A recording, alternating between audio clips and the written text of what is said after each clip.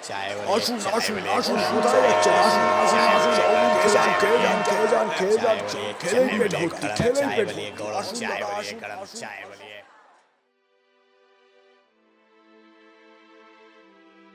নমস্কার, গল্প ফ্লোতে আপনাদের সবাইকে আন্তরিক স্বাগত। জীবনে এমন কিছু মানুষের সঙ্গে আমাদের পরিচয় হয় যাদের আমরা কখনো চোখে দেখিনি, তবু অজান্তেই তারা জায়গা করে নেয় আমাদের মনের খুব গভীরে। কখনো কয়েকটি কথোপকথন, কখনো কয়েকটি মুহূর্ত, আর সেই থেকেই শুরু হয় এক অদ্ভুত অনুভূতির গল্প। আজকের গল্পটিও ঠিক তেমনই, এক সাধারণ ট্রেন যাত্রায় দুই সম্পূর্ণ অচেনা মানুষের আলাপ। সেই আলাপ ধীরে ধীরে বদলে যায় এক অদ্ভুত টানে, এক গভীর অনুভূতিতে। কিন্তু প্রতিটি যাত্রায় যেরকম একটি শেষ থাকে, তেমন এই গল্পের শেষেও লুকিয়ে আছে এমন এক সত্য, যা হয়তো শেষ দৃশ্যের পরেও অনেকক্ষণ আপনার মনকে নীরবে ছুঁয়ে থাকবে। তাহলে আর দেরি নয়, শুরু করা যাক জয়িতা দাসের হৃদয়স্পর্শী গল্প নয়নতারা।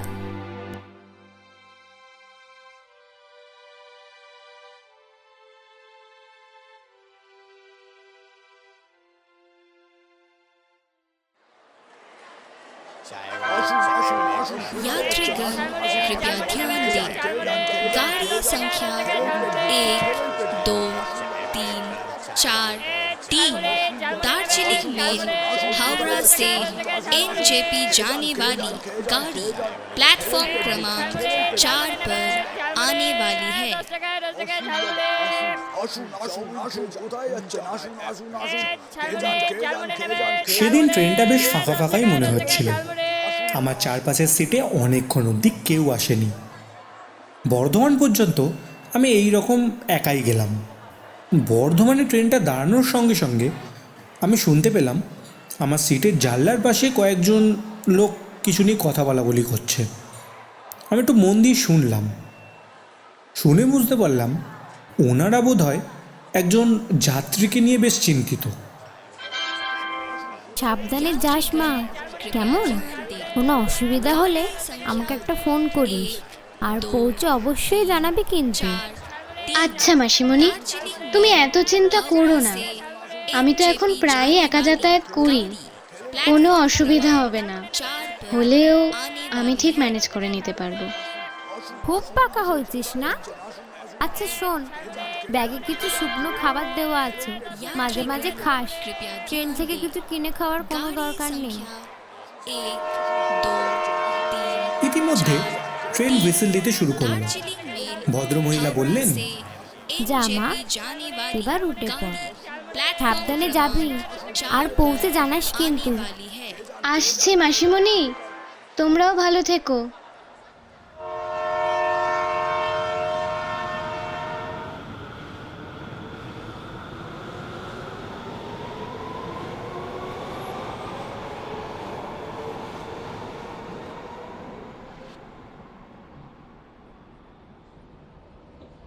তখন যেহেতু আমি চোখে একেবারেই দেখতে পাই না, তাই মেয়েটির মুখটাও দেখতে পাইনি। তবে টের পেলাম মেয়েটি আমার সামনের সিটে এসেই বসলো। বোধহয় নিজের জিনিসপত্রগুলো গুছিয়ে রাখছিল। এমন সময় ব্যাগের একটা কোণা আমার পায়ে লাগতেই মেয়েটা বুঝতে পারলো, আর বুঝতে পারার সঙ্গে সঙ্গে ব্যাগটা সরিয়ে নিয়েই বলতে শুরু করলো, এ বাবা, এক্সট্রিমলি সরি, আমি আসলে বুঝতে পারিনি আপনি। আমি বোধহয় কোনো অন্ধকার কোণে বসেছিলাম, তাই মেয়েটা আমাকে দেখতে পায়নি। ওনাকে কথা শেষ করতে না দিয়েই আমি বলে ফেললাম, আরে না না, ঠিক আছে ঠিক আছে, শান্ত হন, আমার লাগেনি। আচ্ছা, আপনি কোথায় যাচ্ছেন বলুন তো? আমার প্রধান গন্তব্য হলো দার্জিলিং, নিউ জলপাইগুড়িতে নামবো। দার্জিলিং নামটা শুনেই আমার ছোটোবেলার কথা মনে পড়ে গেল। ছোটোবেলায় ছুটি পেলে বা না পেলেও মা বাবার কাছে বায়না করতাম দার্জিলিং যাব। মা বাবাও বেশিরভাগ সময় নিয়ে যেতেন, কিন্তু এই একটাই সমস্যা, তখনও আমার ক্ষীণ দৃষ্টি, তাই খুব বেশি কিছু দেখতে পেতাম না। কিন্তু যতটা দেখেছি, বা বলা বাহুল্য যতটা উপভোগ করেছি, সেই অভিজ্ঞতার জোরেই বললাম, বাহ, দার্জিলিং, তাও আবার এই বর্ষায়, সে তো খুবই সুন্দর। সবুজ চাদরে মোড়া পাহাড়, আর তার ধারে ধারে বিভিন্ন রং বেরঙের ফুল। জানলার কাছে বসে এক কাপ চা খেতে খেতে পাহাড়ের বৃষ্টির আওয়াজ শুনতে আমার তো বেশ দারুণ লাগে। ইস, মানে কি যে বলবো, কি ভালো হতো যদি আমিও দার্জিলিং যেতে পারতাম। আমি আশা করি আপনি নিশ্চয়ই খুব তাড়াতাড়ি দার্জিলিং যেতে পারবেন। মেয়েটির গলার আওয়াজটা ঠিক যেন শান্তভাবে বয়ে চলা নদীর মতো, বা বনের মাঝে গোপনে ঝরে পড়া ঝর্ণার মতো। ভীষণ অ্যাডিকটিভ। মনে হয় আরও একটু শুনি, আরও একটু শুনি। এই ইচ্ছে থেকেই জিজ্ঞাসা করে ফেললাম, আচ্ছা আপনি কি করেন? আমি এখন ইংলিশ অনার্স পড়ছি। বাহ, তাহলে সাহিত্যপ্রেমী মানুষ আপনি। হ্যাঁ, খুব। আমার ইংরেজি সাহিত্য খুব ভালো লাগতো ছোটবেলা থেকেই, তাই ওই বিষয়টিকেই পড়াশোনার জন্য বেছে নিয়েছি। আপনি কি করেন? আমার পড়াশোনার পাঠ শেষ। এখন ওই টুকিটাকি একটু লিখে বেড়াই, মানে ওই লেখক গোছের। বাহ, আমাকে ডিটেলস দিতে পারেন, আমি পড়তে ইচ্ছুক। আমি যে আসলে দৃষ্টিহীন তা এতক্ষণে খুব কষ্টই চেষ্টা করছিলাম যেন মেয়েটা বুঝতে না পারি। কিন্তু মেয়েটির একটা প্রশ্নে মনে হলো সেই চেষ্টা একেবারে বৃথা যাবে। মেয়েটিকে খুব বাহাদুরি করে জিজ্ঞাসা করে ফেললাম, আচ্ছা এখন বাইরে কি দেখা যাচ্ছে বলুন তো? সুদূর বিস্তৃত সবুজ ধানের জমি নাকি অন্য কিছু? আপনি নিজেই দেখে নিন না। সত্যি যদি ক্ষেত দেখা না যায় আর আমি বলি তাই দেখতে পাচ্ছি, তাহলে তো বিপদ। তাই কথা ঘোরানোর জন্য বললাম, এই দেখুন, সব জিজ্ঞাসা করে ফেললাম, আপনার নামটাই তো জানা হলো না। আচ্ছা আপনার নামটা কি? আমার নাম নয়নতারা। আর আপনি? ও, আমি সৌহার্দ্র। বাবা, বেশ কঠিন নাম আপনার। আপনারটিও বেশ সহজ হলেও একটু লম্বা। হ্যাঁ, ঠিকই বলেছেন। শুনেছি বাবা আমার এই নামটা রেখেছিলেন। নামটা এত বড় বলে পরে নিজেই আমাকে নয়ন বলে ডাকতেন। বন্ধুরা অবশ্য তারা বলে ডাকে। আপনার বুঝি অনেক বন্ধু বান্ধবী আছে? না, খুব বেশি নেই, তবে আমি মনে করি যারা আছে তারাই যথেষ্ট। কথা বলতে বলতে অনুভব করলাম ট্রেনটা বেশ অনেকক্ষণ ধরেই এক জায়গায় দাঁড়িয়ে আছে। এতক্ষণ তো এখানে দাঁড়ানোর কথা নয়। অন্য সময় হলে চোখটা সামনে রেখেই অজানা কোনো দিকে প্রশ্ন ছুড়ে দিতাম, কিন্তু এখন তো পরিস্থিতি আলাদা।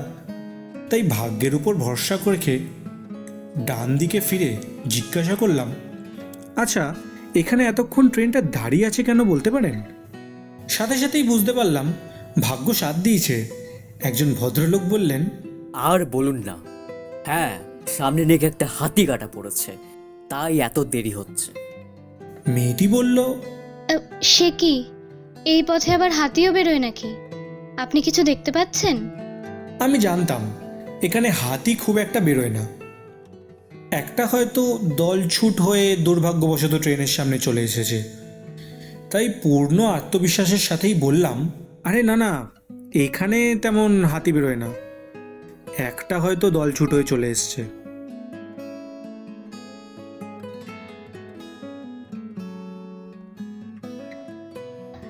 আহারে, ওর মা বাবা বা বন্ধুরা ওকে হয়তো খুঁজছে বলুন, না পেয়ে হয়তো কত চিন্তাই না করছে। ওরা জানেও না যে ওদের সন্তান বা বন্ধু আর কোনোদিন ফিরবে না। কথাগুলো বলার সময় মেয়েটার গলাটা একটু ভারী হয়ে এলো। পরিবেশটা হালকা করার জন্য জিজ্ঞাসা করলাম, তখন আপনাকে স্টেশনে ছাড়তে এসেছিলেন, উনি বোধহয় আপনার আত্মীয়, তাই না? হ্যাঁ, সম্পর্কে আমার মায়ের বান্ধবী, কিন্তু একেবারে আমার মায়ের মতোই। আমার নিজের মাসি হলেও এত খেয়াল রাখতো কিনা সন্দেহ আছে। উনি দেখলাম আপনাকে নিয়ে বেশ চিন্তিত। আসলে খুব বেশি দিন হয়নি আমি একা যাতায়াত করা শুরু করেছি। ছোটবেলা থেকেই হয় মা না হলে বাবা সাথে থাকতেন, আর ভাই হওয়ার পর থেকেই তো একেবারে যেন আমার লাঠি হয়ে উঠেছে। তাই মাসিমণি একটু চিন্তা করছিলেন। ও আচ্ছা আচ্ছা, আপনার বাড়িতে কে কে আছেন? মা আর ভাই। বাবা 2 বছর হলো মারা গেছেন। বাবা থাকলে কখনোই আমাকে একা আসতে দিতেন না। ও, আই এম সো সরি। না না, ডোন্ট বি, ইটস ওকে। আপনার বাড়িতে কে কে আছেন? আমার মা, বাবা আর দাদু আছেন। মেয়েটার গলার আওয়াজ এতটাই মিষ্টত্বে ভরা যে আমার শুনতে শুনতে পুরো কান জড়িয়ে গেল। আমি ভাবতে থাকলাম, আচ্ছা কেমন দেখতে হতে পারে মেয়েটিকে। কি পরেছে মেয়েটি, শাড়ি না চুড়িদার? যার নাম নয়নতারা, তার চোখগুলো নিশ্চয়ই খুব সুন্দর হবে। আর চুল, চুল লম্বা না ছোট? না না না না, খোলা হবে, আবার বাঁধাও হতে পারে। নানা রকম চিন্তাভাবনা করতে করতে একটা আন্দাজে ঢিল ছুঁড়ে দিলাম, আপনার চোখে কিন্তু একটা রহস্য আছে। মেয়েটা খুব আলতোভাবে হাসলো, তারপর বলল, এই প্রথম শুনলাম আমার চোখ নাকি রহস্যময়। এমনিতে অনেকে বলেন আমার চোখ দুটো সুন্দর। সঙ্গে সঙ্গে বুদ্ধি করে বললাম, রহস্যময় চোখও কিন্তু সুন্দর হতে পারে। মেয়েটা বোধহয় হাত দিয়ে মুখ ঢেকে হাসলো। বেশ অনেকটা পথ পেরিয়ে এসেছিলাম। এত লম্বা জার্নি কোথা থেকে যে সময় কেটে গেল বুঝতেই পারলাম না। সেদিন প্রথমবার আমার খুব দেখতে ইচ্ছা করছিল। মেয়েটিকে কেমন দেখতে, হাসলে তাকে দেখতে কেমন লাগে, এইসব আর কি। এমন সময় ঝালমুড়ি বিক্রেতা পাশ দিয়ে যাচ্ছিল। মেয়েটি বলল, এই ঝালমুড়ি খাবেন? আমি ভাবনার জগৎ থেকে বেরিয়ে বললাম, হ্যাঁ হ্যাঁ, খাওয়াই যায়, কিন্তু আপনার মাসিমণি যে বাইরে কিছু কিনে খেতে মানা করেছে। আপনি আড়ি পেতে আমাদের কথা শুনছিলেন বুঝি? মাসিমণি কিন্তু আমাকে আরও একটা কথা বলেছেন, জানেন তো? কি বলুন তো? অচেনা কারোর সাথে যেন কথা না বলি। এই কথাটা শুনে প্রথমে একটু লজ্জা পেলাম, পরক্ষণেই মনে হলো যে টাকা দেওয়ার সময় যদি মেয়েটা বুঝতে পেরে যায় যে আমি দৃষ্টিহীন। এমন সময় মেয়েটি বলল, আচ্ছা, আমি খাওয়াবো কিন্তু। হ্যাঁ, ভার কমলো। বললাম, আচ্ছা বেশ। ঝালমুড়িওয়ালার মুড়ি আর মশলা মেশানোর শব্দ থামতেই তাড়াতাড়ি করে সোজা হাত বাড়ালাম। ঝালমুড়িওয়ালার হাতে ঠোঙাটা বসিয়ে দিলেন। খেতে খেতেই জিজ্ঞাসা করলাম, এটি কিসের ট্রিট বলুন তো? সবসময় ট্রিটের কারণ লাগে নাকি? তবুও যদি জানতে চান তাহলে ধরে নিন এই লম্বা জার্নিটা বোরিং হওয়ার হাত থেকে বাঁচানোর জন্য। যাক, তাহলে মানুষটা বোরিং নয় বলছেন? একেবারেই না। ভিতর ভিতর বুঝতে পারলাম ছাতিটা হালকা চওড়া হলো। আত্মবিশ্বাস বাড়তেই জিজ্ঞাসা করলাম, আচ্ছা আপনার কী ধরনের গল্প ভালো লাগে? আমার মূলত প্রেমের গল্পই পছন্দ, তবে গোয়েন্দা বা সামাজিক গল্প বেশ লাগে। আপনার? খুব যে বই পড়ি তা নয়, তবে আমার রহস্য, ভূত এইসবে বেশ আগ্রহ। আচ্ছা, আপনি তো লেখেন বললেন, কী ধরনের গল্প লেখেন আপনি? আমার এখনো অবধি 3টে গল্প প্রকাশিত হয়েছে, 3টেই রহস্যের গল্প। আর অপ্রকাশিত? সত্যি বলতে 2টি প্রেমের গল্প লেখা আছে। বাহ, তাহলে তো আমি অপেক্ষায় থাকবো ওই গল্পগুলো প্রকাশ হওয়ার। হ্যাঁ, আমাকেও তাহলে এবার মনে হচ্ছে প্রকাশ করতেই হবে। মেয়েটির খিলখিল হাসির শব্দ কানে এলো। বলল,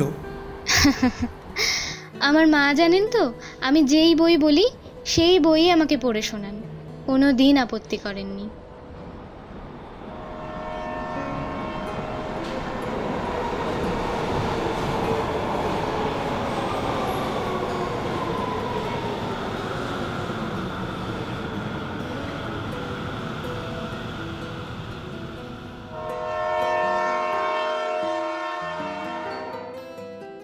ইতিমধ্যে ট্রেন নিউ জলপাইগুড়ির কাছাকাছি এসে পৌঁছালো। মেয়েটি বলল, এবার তো আমাকে উঠতে হবে। আপনি বাকি পথ সাবধানে যাবেন, আর প্রেমের গল্পগুলোর অপেক্ষায় থাকলাম। বেশ, আপনিও ভালো থাকবেন। মেয়েটি নিজের জিনিসপত্র নেওয়ার সময় আমার বেশ কাছাকাছি এসেছিল, তাই বুঝতে পারলাম ওর চুল থেকে একটা মিষ্টি গন্ধ আসছে। বোধহয় চুলগুলো বেশ বড়, কিন্তু খোলা না বিনুনি তা বুঝতে পারলাম না। এমন সময় টের পেলাম মেয়েটি দরজার দিকে এগিয়ে যাচ্ছে। আমিও এগোতে গিয়ে ধাক্কা খেলাম এক ভদ্রলোকের সঙ্গে। উনি আমার চোখের দিকে তাকিয়ে বুঝতে পেরে বললেন, আরে ভেরি সরি, ভেরি সরি। আপনি প্লিজ বসুন। It's okay. আচ্ছা, আপনি কি বলতে পারেন এক্ষুনি যে মেয়েটি বেরিয়ে গেল তাকে কেমন দেখতে, মানে কেমন দেখতে ছিল আর কি, বিশেষ করে ওনার চুলগুলো খোলা না বাঁধা? হ্যাঁ, না ওনার চুলগুলো ঠিক আমি খেয়াল করিনি, তবে চোখগুলো ওনার বেশ সুন্দর ছিল। বসি। তবে ওনার সুন্দর চোখ থাকার পরও ওগুলো কোনো কাজে লাগে না, কারণ এটি সম্পূর্ণরূপে দৃষ্টিহীন।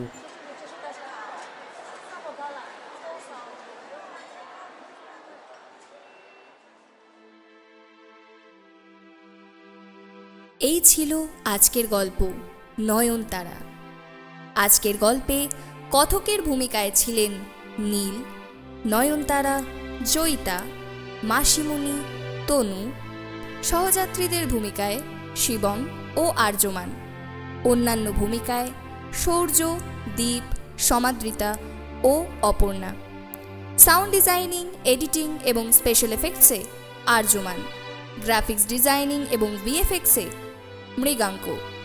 প্রযোজনায় গল্প ফ্লো অ্যান্ড টিম। আজকের গল্পটি আপনাদের কেমন লাগলো তা অবশ্যই কমেন্টে জানাবেন। আপনাদের প্রতিটি মতামত আমাদের আরও ভালো গল্প নিয়ে আসার জন্য অনুপ্রেরণা দেয়।